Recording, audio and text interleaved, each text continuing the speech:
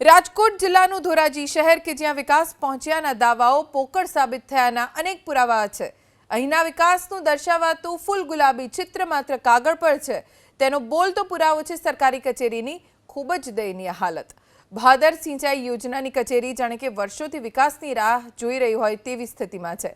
કચેરીમાં કામ કરતા એન્જિનિયરથી લઈ કર્મચારીઓ જીવના જોખમે કામ કરી રહ્યા છે અને સરકાર પાસે નવી કચેરીની માંગ કરી રહ્યા છે।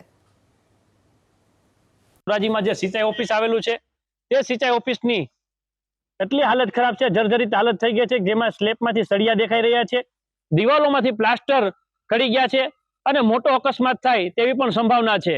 આ સિંચાઈ ઓફિસમાં તાલુકામાંથી મોટાભાગના ખેડૂતો પણ અહીંયા અરજીઓ લઈને આવતા હોય છે, ત્યારે મોટો અકસ્માત થાય ત્યારે આનો જવાબદાર કોણ? અધિકારીઓ દ્વારા અને રાજકીય તેમજ સામાજિક લોકો દ્વારા તંત્રને રજૂઆતો કરવા છતાં સરકારના પેટનું પાણી નથી હલતું। આ વિસ્તારના સાંસદ સભ્ય અને ધારાસભ્યને પણ અમે રજૂઆત કરીએ છીએ કે તાત્કાલિક સરકારમાંથી આ સિંચાઈ ઓફિસનું રિનોવેશન કરવામાં આવે, તેમજ આ કોઈ મોટી દુર્ઘટના ન બને તેનું ધ્યાન રાખવામાં આવે।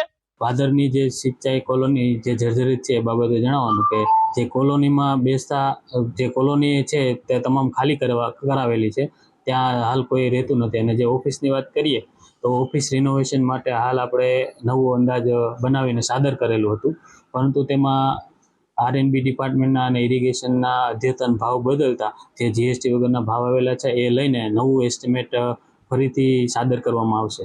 હાલ જે આ બિલ્ડિંગ છે તે અંદાજે 60 વર્ષ જેટલું જૂનું છે અને પાણી પડવાની વાત કરીએ તો ટેમ્પરરી રિનોવેશન જેવું એક નાનકડું કામ કરીને પાણી ન પડે એ બાબતે તકેદારી રાખે।